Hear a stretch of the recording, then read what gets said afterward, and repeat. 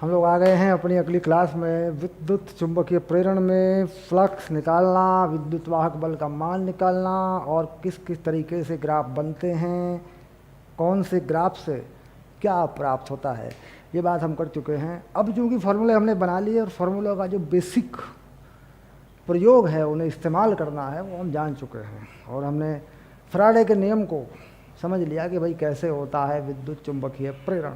ठीक, अभी दिशा की बात करेंगे, लेंज का नियम आएगा, विद्युत प्रेरित विद्युत धारा की दिशा पर हम बात करेंगे। ठीक है, अभी चलते हैं कुछ उदाहरण एनसीईआरटी वाले। तो ये आ गई है मेरे पास एनसीईआरटी पाठ्य पुस्तक। चलिए शुरू करते हैं विद्युत चुंबकीय प्रेरण, और ये आ गया है बिल्कुल पहला सवाल, उदाहरण नंबर 1।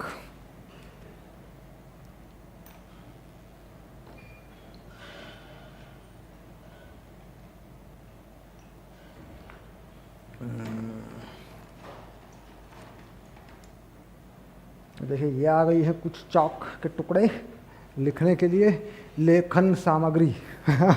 ये है क्या? लेखन सामग्री। लेखन सामग्री आ गई है। उदाहरण नंबर 1 पकड़ रहे हैं। उदाहरण नंबर 1 का नंबर है एनसीईआरटी में,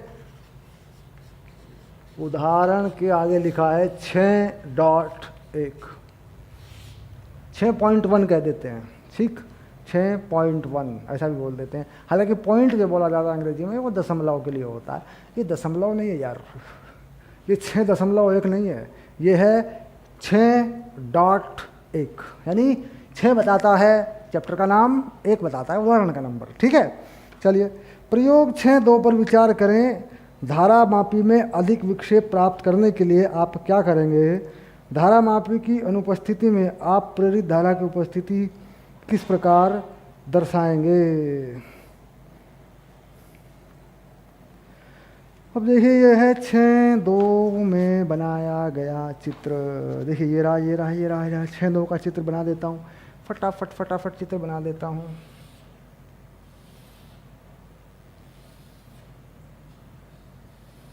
चलिए बना दिया, और जो है धारा निकाल देता हूँ इसमें से। ये रही, देखो ये है, बहुत जल्दी बना दूंगा। ये लो। ठीक, इसके पास एक और कोयल है, इसके पास एक और कोयल है। ये बड़ी सी है, थोड़ी सी बड़ी है ये देखिए इस तरीके से, और इसमें भी गैल्वेनोमीटर लगा लूँगा, धारा का पता करूँगा। ये लगाया गैल्वेनोमीटर। ठीक, अब इसको इसके पास लेके जाऊँगा, इसको चलाऊँगा। ठीक, ये है कोयल C2, ये का नाम क्या है? C2, और ये क्या है? C1। ठीक, इसमें प्रेरण हो रहा है। देखिए इसमें कोई विद्युत वाहक बल नहीं लगा, इसमें कोई विद्युत वाहक बल नहीं लगा, इसमें लगा है, इसमें कोई धारा बह रही है यूं। तो इस धारा की वजह से इसमें कोई चुंबकीय क्षेत्र उत्पन्न हुआ, इस धारा की वजह से इसमें कोई चुंबकीय क्षेत्र उत्पन्न हुआ, और उसकी दिशा जो है मान ली गई इस तरफ को। ऐसे चुंबकीय क्षेत्र उत्पन्न हुआ, इसमें से पास हुआ। देखो ऐसे 2 रेखाएं काटती नहीं है, यहाँ पे कट गई। देखो रेखाएं काट दी। चुंबकीय क्षेत्र की रेखाओं को काट के नहीं दिखाना कभी भी। देखो ये गया, देखो इन्हें भी अलग अलग कर देता हूँ। देखो ये आया, ये गया, ऐसे यूँ गया, देखो ऐसे। ठीक, अब मान लीजिए इसको इधर पास लाते हैं। ये कह रहा है कि अगर तेज़ी से लाऊं, अगर मुझे और विक्षेप चाहिए, इसमें और करंट चाहिए, तो सीधा मामला है कि मैं इसे तेज़ी से लेके आऊँ। C2 को C1 की तरफ तेज़ी से और तेज़ी से लाने पर इसमें जो प्रेरित धारा होगी उसका मान बढ़ जाएगा। क्यों बढ़ जाएगा? देखिए सूत्र बताता है, सूत्र कहता है -ΔΦ/ΔT। ठीक, अगर ये समय घटता है, यानी फ्लक्स का परिवर्तन जल्दी होता है, तो इसका मान बढ़ता है। इसका मान बढ़ता है विद्युत वाहक बल का, तो इसमें विद्युत वाहक बल का मान बढ़ जाएगा, सिंपल सी बात है। विद्युत धारा का मान बढ़ जाएगा, इसमें जो धारा है उसका मान भी बढ़ जाएगा। क्यों? क्योंकि इसका प्रतिरोध तो उतना ही है। भाई क्या होता है, विद्युत धारा का मान क्या होता है? ये होता है विद्युत वाहक बल बटे प्रतिरोध। अब ये चीज़ बढ़ गई, ये वही है, तो यार धारा बढ़ गई।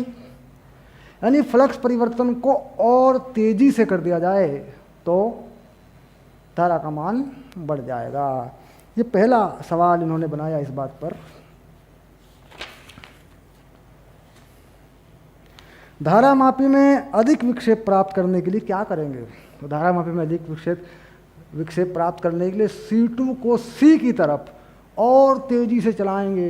यानी पहले का उत्तर हो गया C2 को C1 की तरफ, C1 की ओर अधिक तेजी से चलाएंगे, अधिक तेजी से चलाएंगे।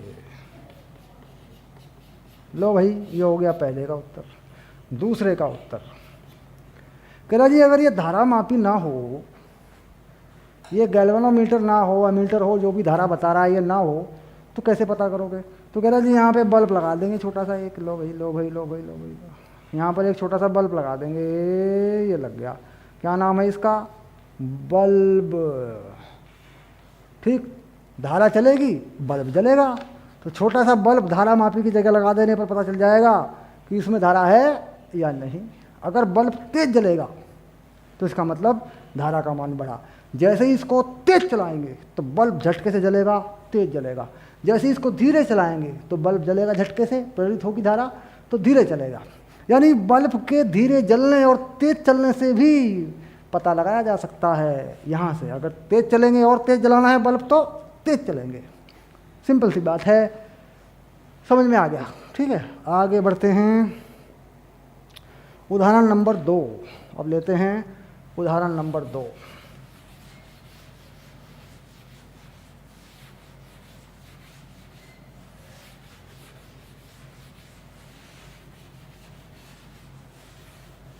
नंबर यहाँ का बदल दिया गया, यहाँ उदाहरण की 2 लिख दिया गया, ये लिख दिया तो ठीक। उदाहरण नंबर 2 में क्या, पढ़ लो भाई उदाहरण नंबर 2। आप भी पढ़ लो, अपनी किताब में पढ़ लो। आप भी यार NCERT रखा करो। NCERT अगर नहीं लिया अब तो ले आओ यार, NCERT के बिना कोई मज़ा नहीं है यार, NCERT ले आओ। एक वर्गाकार लूप जिसकी एक भुजा 10 सेंटीमीटर लंबी है। वर्गाकार लूप है जिसकी एक भुजा 10 सेंटीमीटर लंबी है, यानी भुजा की लंबाई को अगर मैं A मान लूँ तो मुझे A का मान पता है 10 सेंटीमीटर। लेकिन क्या मैं इस मान को सेंटीमीटर में रखूँगा?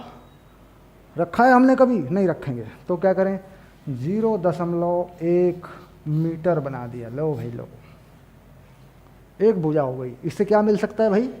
वर्गाकार लूप का क्षेत्रफल मिल सकता है। वर्गाकार लूप का क्षेत्रफल, तो वर्गाकार लूप का क्षेत्रफल कितना मिल सकता है वो भी निकाल देता हूँ। लो, 0.1 का वर्ग मीटर स्क्वायर, ये मिल गया। लो, क्षेत्रफल मिल गया।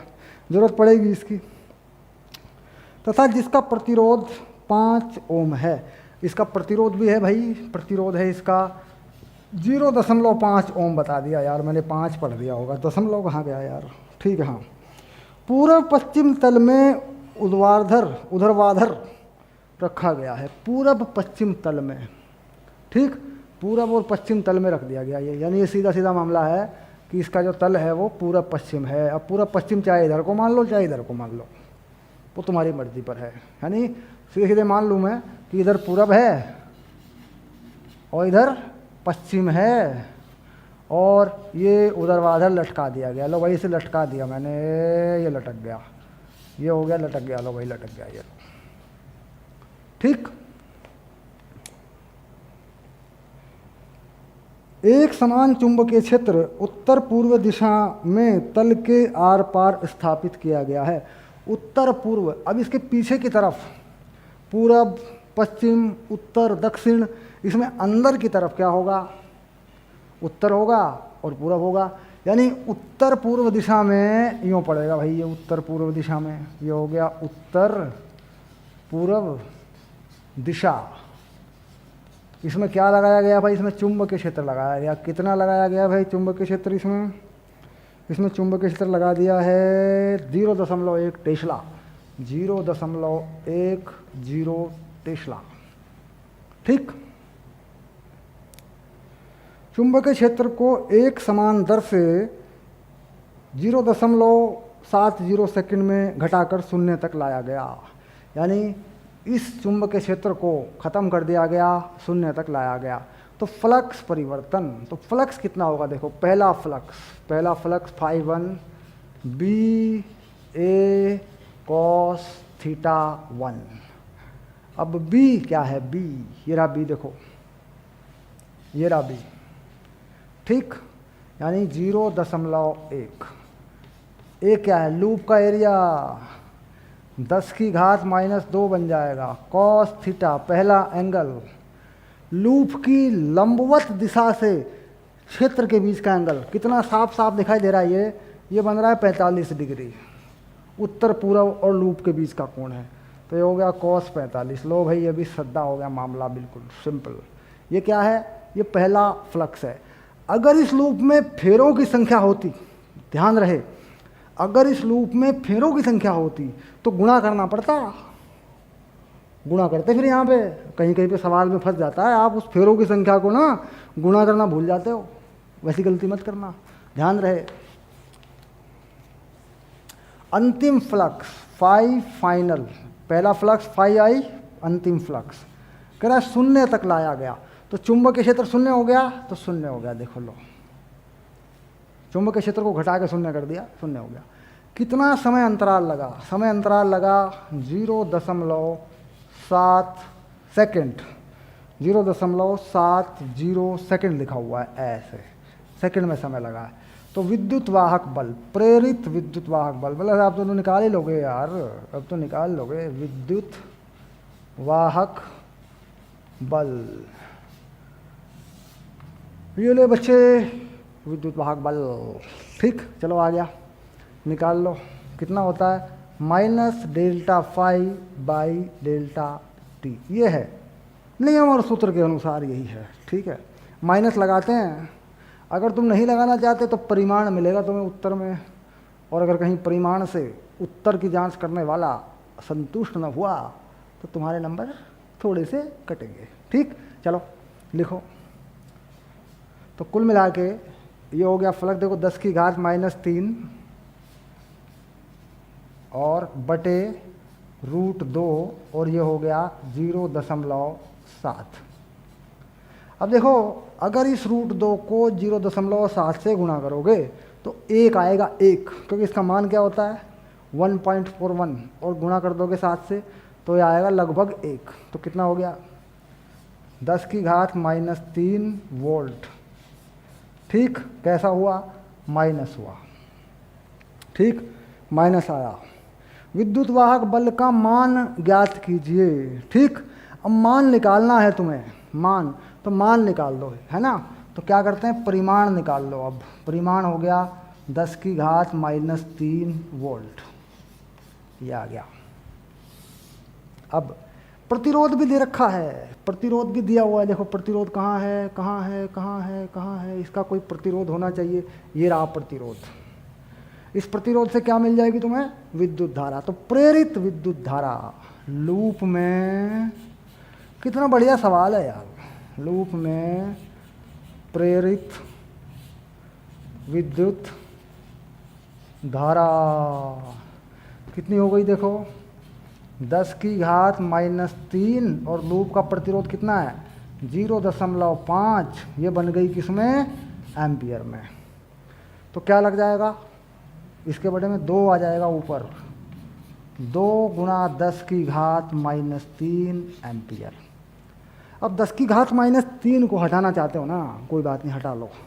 क्या लिख देंगे इसको, बाद में इसे लिख देंगे 2 मिली एम्पियर। ले भाई मिली एम्पियर, यहाँ से ही बैठाना चाहते हो तो लिख लो 1 मिली वोल्ट। लो भाई ये भी ठीक है। ठीक, लेकिन उत्तर यहीं पे पूरा हो चुका है, ध्यान रहे, मिली वोल्ट में बदलना ये कोई शर्त नहीं है, उत्तर यहीं पे पूरा हो चुका है। पक्का? कितना बढ़िया सवाल था यार, मतलब मज़ा आ गया इसमें। ठीक,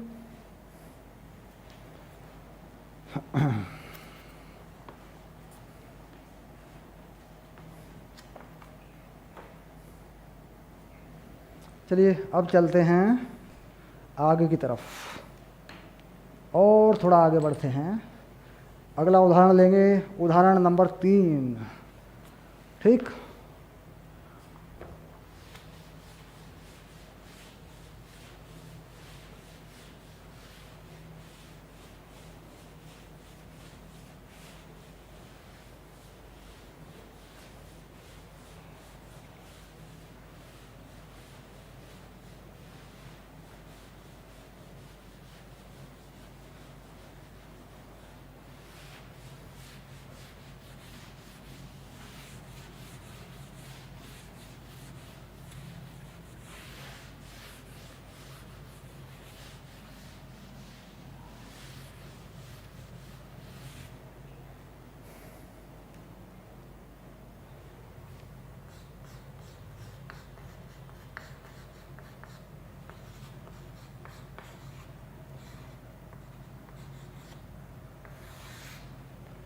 NCERT उदाहरण 6.3 तक पहुंच गए हैं।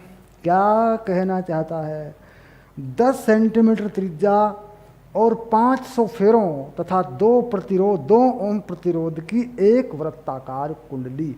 भैया देखो, बात है वृत्ताकार कुंडली की, तो वृत्ताकार कुंडली बना दूं, है ना?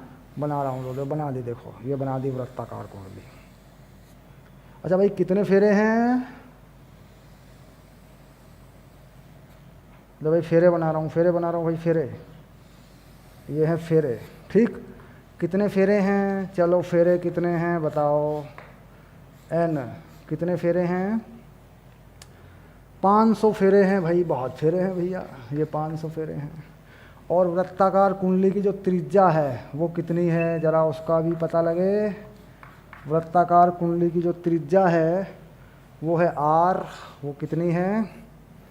वो है 10 सेंटीमीटर। 10 centimetre, 10 centimetre. सेंटीमीटर में नहीं रखूँगा, नहीं रखा हमने कभी, तो क्या बना दूंगा? मीटर। 0.1 मीटर, ये बना दिया। कितना प्रतिरोध है? कुंडली का कुल प्रतिरोध कितना है? R। ठीक, क्या? 2 ओम का प्रतिरोध है, ओम, ये बन गया। ये बातें दे रखी हैं, ये बता दिया इस बारे में। ठीक, वृत्ताकार कुंडली में इसके तल के लंबवत पृथ्वी के चुंबकीय क्षेत्र के क्षैतिज घटक में रखा गया। इसे अपने उधर व्यास के परितः 180 अंश के कोण पर घुमा दिया गया। कुंडली में प्रेरित विद्युत वाहक बल, विद्युत धारा का मान ज्ञात कीजिए। दिए गए स्थान पर पृथ्वी के चुंबकीय क्षेत्र का क्षैतिज घटक का मान 3 × 10⁻⁵ है। यानी पृथ्वी का जो क्षैतिज घटक है उसका मान क्या हो जाएगा? चुंबकीय क्षेत्र का मान हो जाएगा, ये हो गया। कितना है ये? 3 × 10⁻⁵ और दे रखा है टेस्ला में। ओके, और समय अंतराल कितने में घुमाया गया इसको? समय अंतराल दे रखा है 0.25 सेकंड। पहला जो कोण है θ1, थीटा इनिशियल, वो मान लेते हैं 0। जो बाद का कोण है जहाँ घुमाया गया वो है 180 अंश। ठीक, यानी पलटी मरवा दी इससे। ठीक, अब क्या कैसे देखें, चित्र पे कैसे देखें इस चीज़ को? इस कुंडली को मान लीजिए यूँ लटकाया गया, इस कुंडली को यहाँ यूँ लटका दिया गया। ठीक, चुंबकीय क्षेत्र क्षैतिज में इस दिशा में जाते हुए मान सकते हैं। ये जा रहा है चुंबकीय क्षेत्र, कुंडली में से पास हो रहा है। ठीक, तो क्या किया?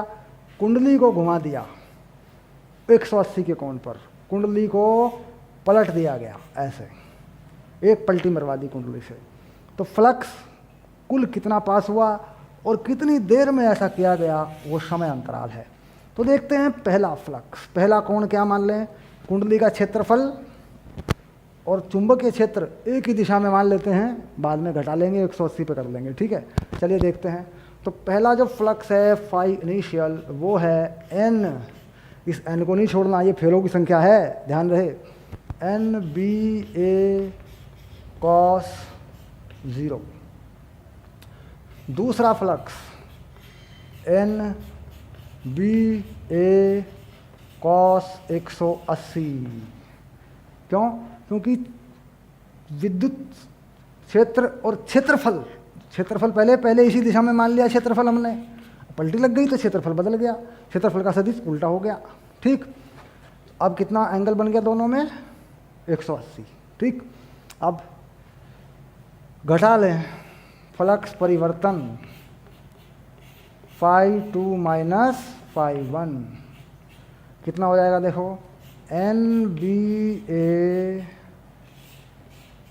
cos 180 माइनस cos 0, ये हो गया -1 माइनस 2NBA, ये हो गया फ्लक्स परिवर्तन।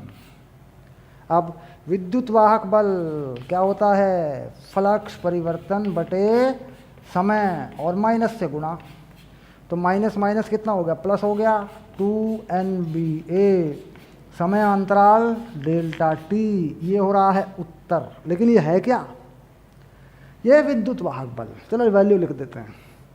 n कितने हैं बताओ बताओ बताओ, n है 500, b कितना है, पृथ्वी का क्षैतिज घटक, ये रहा 3 गुना 10 की घात -5 है भाई। और ए क्या है भाई, ए क्या है भाई, ए क्या है भाई, वृत्ताकार कुंडली भैया, इसका क्षेत्रफल क्या बनेगा, ये बनेगा पाई आर स्क्वायर, त्रिज्या का वर्ग पाई आर स्क्वायर, ठीक।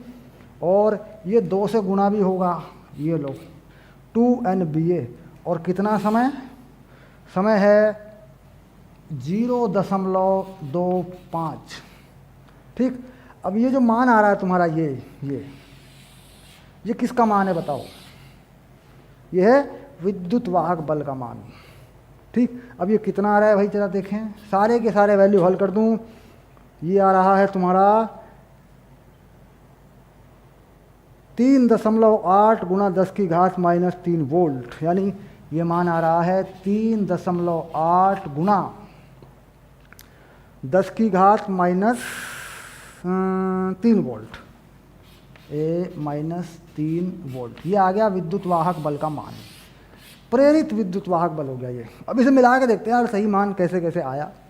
देखिए R कितना है, ये रहा, इसका स्क्वायर करें, यहाँ पाई से मल्टीप्लाई करें, 10 की पावर -2 मीटर में है ये, 10 की पावर -7 हो जाएगी, 10 की पावर -7 1/4 हो जाएगा, 1/4 को ऊपर कर लूँ 2000, 2000 ये 6000, 12000, 12 36, गुड, बिल्कुल सही बात है, बिल्कुल उत्तर आपको मिलेगा, ये लीजिए, ठीक। लेकिन अपनी रफ कॉपी में इसको करना है आपको, मतलब सर ये तो निकल ही गया है, तो दे रखा था NCERT के उदाहरण का, सर ये उत्तर ही तो है, ऐसा मत करना, ठीक। इसको एक बार जरूर चेक करना रफ कॉपी में। हमेशा कहता हूँ कि उत्तर मान लो यहाँ लिख दिया गया, क्योंकि मैं गुणा करूँगा तो बहुत समय लगेगा, छोटी मोटी गुणा मैं कर भी देता हूँ, लेकिन इसका उत्तर आपको चेक करना है पक्का, गुणा करके इसे पक्का कर लेना है, ठीक है। अब ये कह रहा है कि इसमें जो धारा है वो कितनी है। अब धारा निकालने का तरीका क्या है, देखो धारा कितनी होती है, I, ये होती है, सिंपल है यार, विद्युत वाहक बल बटे प्रतिरोध, ये रहा, देखो कहाँ है प्रतिरोध, ढूंढो ढूंढो ढूंढो, ये रहा प्रतिरोध, ठीक। तो प्रतिरोध से भाग कर दें तो कितनी धारा आ जाएगी इसमें, धारा का मान कितना आ रहा है इसमें, धारा का मान आ रहा है 1.9 गुणा 10 की घात -3, ठीक। वही आधा कर देंगे बस, इसको 2 से भाग कर देंगे, 1.9 10 की घात -3 एम्पियर में धारा आ जाएगी, ठीक। सरल हो गया, समझ में आ गया मामला क्या हुआ, कैसे पलटी मारा लूप, देख लिया आपने, ओके डन, ठीक। तो ये था विद्युत वाहक बल निकालने पर अब तक हमारी कोशिश चलती रही और हम ये समझते रहे कि फ्लक्स किस प्रकार बदलता है। ठीक, समय पर आधारित फ्लक्स, उस पर ग्राफ, आवेश पर ग्राफ, तमाम तरह की बातें हम अब तक करते रहे। ठीक, अब लेंज का नियम यानी विद्युत वाहक बल या प्रेरित विद्युत धारा की दिशा बड़ा आसान है, लेकिन लोग अक्सर इसको मुश्किल मानते हैं, अक्सर लोग इसको मुश्किल मानते हैं और कई तरह की बातें, कई तरीके बताते हैं कि भाई ऐसे निकालो ऐसे निकालो और कन्फ्यूज हो जाओ इसमें। बात बिल्कुल सीधी है, लेंज का नियम प्रेरित विद्युत धारा की दिशा कैसे निकालते हैं। ठीक, चलिए इस पर काम करेंगे। क्लास का समय अगर चेक करें तो कितना हुआ, 25 मिनट की लगभग ये क्लास हो चुकी है हमारी। ठीक है, करिए आगे बढ़ते हैं। इसमें हम विद्युत धारा की दिशा पर विचार कर लेंगे। ठीक,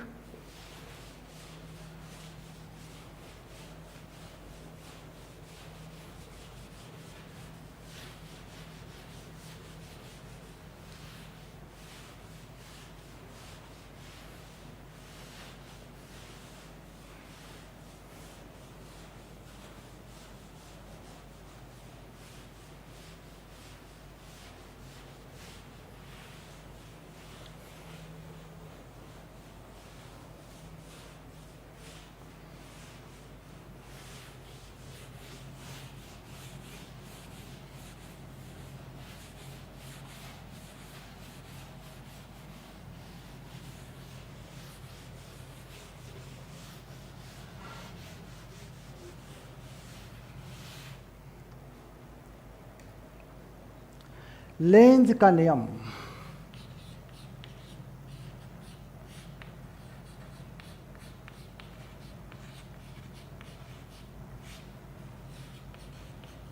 लेंज लॉ किसी लूप में या किसी चालक में प्रेरित विद्युत धारा, तो कुल मिलाकर क्या हो गया, प्रेरित विद्युत धारा। तो प्रेरित विद्युत धारा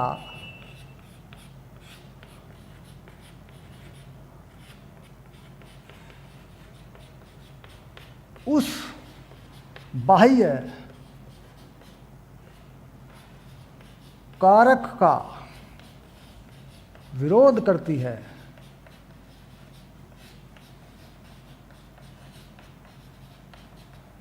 जिसके कारण वह उत्पन्न होती है,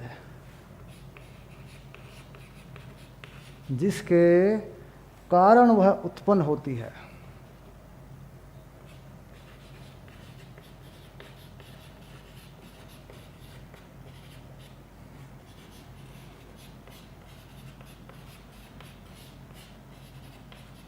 चलिए, प्रेरित विद्युत धारा। अब देखिए लेंज का जो नियम है बस यही है, इतनी ही बात है। इसमें 2-4 शब्द इधर उधर कर देंगे आप, कोई खास बात नहीं, हो जाएगा। है वही बात, सीधा कारण वही है। प्रेरित विद्युत धारा उस बाह्य कारक का विरोध करती है जिसके कारण वह उत्पन्न होती है। अब इससे हमें दिशा का ज्ञान कैसे होगा, विद्युत धारा की दिशा कैसे होनी चाहिए, प्रेरित विद्युत धारा की दिशा कैसे होनी चाहिए, बताओ बताओ बताओ। तो हमें इसका सिर्फ इतनी सी बात पता होने से हमें कैसे मालूम पड़ेगा कि प्रेरित विद्युत धारा की दिशा किस तरफ को होनी चाहिए। सबसे पहले महत्वपूर्ण बात यह है कि जब हमारे सामने कोई प्रश्न आता है तो हमें यह तय करना पड़ता है कि जो कॉयल है या कोई कुंडली है वो किस प्रकार लपेटी गई है। सबसे पहली बात, अब मान लीजिए मैं किसी कॉयल को यूँ लपेट दूँ, तो इसे कैसे लपेटा गया, इसे इधर से लपेटा गया है या उधर से लपेटा गया है, बताइए किधर से लपेटा गया है। बात को समझ रहे हैं मैं क्या कह रहा हूँ। तो पहले परिभाषित करना पड़ता है कि किधर से देख रहे हो और किस प्रकार लपेटा गया है। अगर इसमें एक से ज़्यादा चक्कर हैं तो, अगर मान लीजिए इसमें एक चक्कर है तो किस तरफ से देख रहे हो। चलिए छोटा सा उदाहरण ले लेता हूँ, बहुत ही बढ़िया सा उदाहरण लेता हूँ एक, और अभी समझ में आ जाएगा। देखो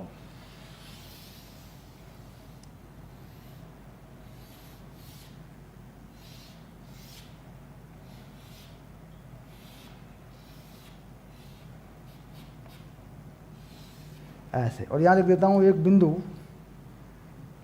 S और यहाँ लिख देता हूँ बिंदु T। ठीक, कहता है मेरे पास एक वृत्ताकार कुंडली है जिसमें एक ही चक्कर है। इसको ठीक करके बना दो यार, है ना, बड़ा कन्फ्यूजन सा हो जाएगा फिर ऐसे तो, है ना। ये लो, ये बना दिया, लो जी सर बना दिया, ये बन गया। कहता है मेरे पास एक वृत्ताकार कुंडली है जिसमें मैंने गैल्वेनोमीटर भी लगा रखा है, सारी व्यवस्था है मेरे पास, ठीक। गैल्वेनोमीटर तो मुझे बता ही देगा कि धारा किस तरफ को प्रवाहित होगी, ठीक। मैं इसे हटा लेता हूँ, चलिए लो, अब धारा प्रवाहित होगी, ये बात तो सही है क्योंकि इंडक्शन होगा, प्रेरण होगा। कह रहा जी इसके पास मैं इस तरफ से एक छड़ चुंबक को लेके जा रहा हूँ, छड़ चुंबक का ये नॉर्थ है और ये साउथ है। अगर तुमने ध्यान दिया, छोटी सी बात पर जो मैं बताऊंगा तो तुम निकाल दोगे, आसानी से निकाल दोगे, चुटकियों में निकाल दोगे, सर ये तो कुछ भी नहीं है। अब यहाँ पर बात यह है कि छड़ चुंबक को इसकी तरफ लेके जा रहे हो, लेकिन तुम खड़े कहाँ हो, तुम देख कहाँ से रहे हो, तुम यहाँ खड़े हो या इधर खड़े हो, ये बताओ मुझे पहले। क्योंकि छड़ चुंबक इधर को जा रही है तो तुम इधर खड़े हो, इसका मतलब तुम ही छड़ चुंबक को ले जा रहे हो, या फिर छड़ चुंबक कोई और ला रहा है, तुम इधर खड़े होकर देख रहे हो। तो पहले ये पक्का करो कि तुम खड़े कहाँ हो। तो छड़ चुंबक कोई चला रहा है और तुम इधर खड़े हो, तुम यहाँ खड़े हो। तुम्हें क्या कहूँ, तुम्हें कहूँ प्रेषक, तुम हो प्रेषक, और ये तुम खड़े हो तो ये देखो तुम्हारी स्थिति मैंने ऐसे बना दी, ये लो तुम खड़े हो गए, देखो कितने मज़े में तुम खड़े हो, ये लो, और इधर को तुम देख रहे हो ऐसे, ये प्रेषक खड़ा हो गया, तुम खड़े हो गए। तुमसे होकर इसके केंद्र से एक गहरी रेखा पहुंचेगी इस तरफ को, यूं, ठीक। और बाकी रेखा डॉट होगी, डॉट डॉट डॉट, और वो डॉट डॉट होके ऐसे आगे बढ़ जाएगी। इसका मतलब है, इस चित्र का मतलब है कि तुम्हारी तरफ से इधर को देखा जा रहा है। इस गहरी रेखा का केंद्र तक जाने का मतलब है कि तुम्हारी तरफ से देखा जा रहा है। तो पहले क्या सेट होगा, किस तरफ से देखा जा रहा है, ठीक। और अब देखते हैं कि अब इसमें जो चुंबकीय फ्लक्स है, मैग्नेटिक फ्लक्स, वो इसमें कैसे बढ़ रहा है, किस तरफ को बढ़ रहा है, ठीक। उसका विरोध करने के लिए प्रेरित विद्युत धारा किस तरफ को चलानी पड़ेगी, क्योंकि विरोध तो करना है यार, विरोध तो करना है, ठीक। क्रिया प्रतिक्रिया तो है, ऊर्जा का संरक्षण तो है, विरोध तो होगा। अब यहाँ से इस तरफ को ले जा रहा हूँ तो मैं देख रहा हूँ कि चुंबकीय क्षेत्र, चुंबकीय क्षेत्र इसमें इस तरफ को बढ़ रहा है। देखिए चुंबकीय क्षेत्र की रेखाएं इसमें घुस रही हैं और इस तरफ को बढ़ रहा है, क्योंकि मुझे पता है नॉर्थ से चुंबकीय क्षेत्र निकलता है, घूम के साउथ में आ जाता है, तो यानी बाहर चुंबकीय क्षेत्र की रेखा ऐसे इसमें बढ़ रही है। सिंपल सी बात है बिल्कुल। अब चुंबकीय क्षेत्र अगर इसमें बढ़ रहा है, ठीक, तो तुम इधर खड़े हो और ये लूप तुम्हारे सामने यूं है, ठीक, यूं।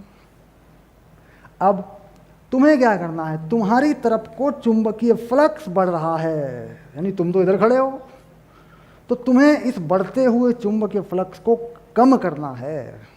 तो तुम क्या करोगे, तुम इसमें ऐसी विद्युत धारा प्रवाहित करोगे कि इस बढ़ते हुए चुंबकीय फ्लक्स का विरोध हो सके। तो इसका मतलब तुम यहाँ इसमें चुंबकीय फ्लक्स उल्टा बनाओगे इस तरीके से। ये चुंबकीय फ्लक्स क्या है, ये कौन सी दिशा है चुंबकीय फ्लक्स की, यह है प्रेरित धारा द्वारा, प्रेरित धारा द्वारा बनाया गया चुंबकीय क्षेत्र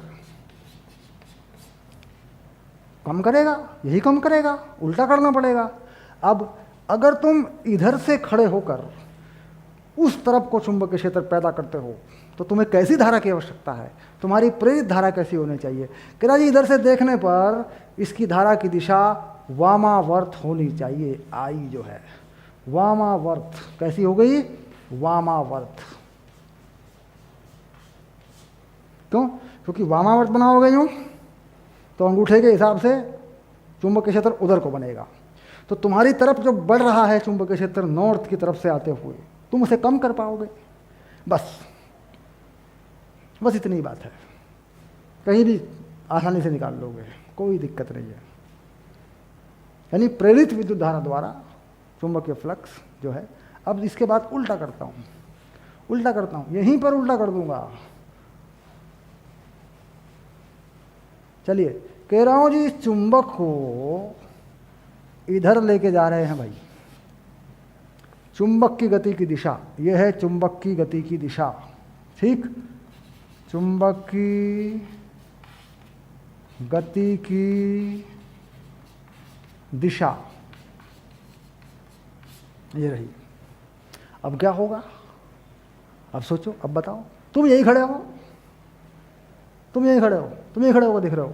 तो तुम देख रहे हो कि तुम्हारी तरफ आने वाला चुंबकीय क्षेत्र, इस लूप में से गुजरने वाला चुंबकीय फ्लक्स घट रहा है, क्योंकि अब नॉर्थ जो है दूर जा रहा है। तो तुम यहाँ खड़े होकर देख रहे हो कि लूप में से तुम्हारी तरफ आने वाला चुंबकीय फ्लक्स क्या हो रहा है, घट रहा है।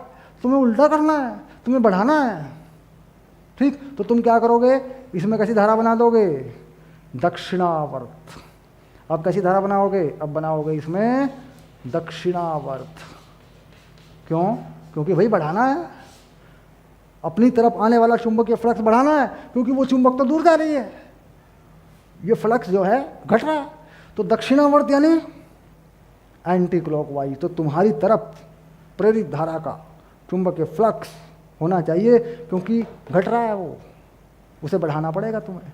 तो अगर बाहर से लगाया गया चुंबकीय फ्लक्स घट रहा है तो प्रेरित धारा ऐसे घुमाओ कि वो बढ़े।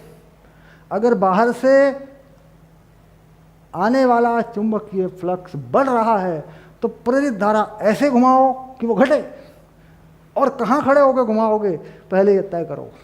इधर से देखने पर दक्षिणावर्त घुमाओगे, वामावर्त घुमाओगे, ये पहले तय करो, ठीक। तो ये है लेंज का नियम, ऐसे निकालते हैं धारा। चलिए कुछ उदाहरणों पर बात करते हैं, कुछ उदाहरण लेते हैं इसके, बढ़िया बढ़िया उदाहरण हैं इसके, लेते हैं, ठीक है।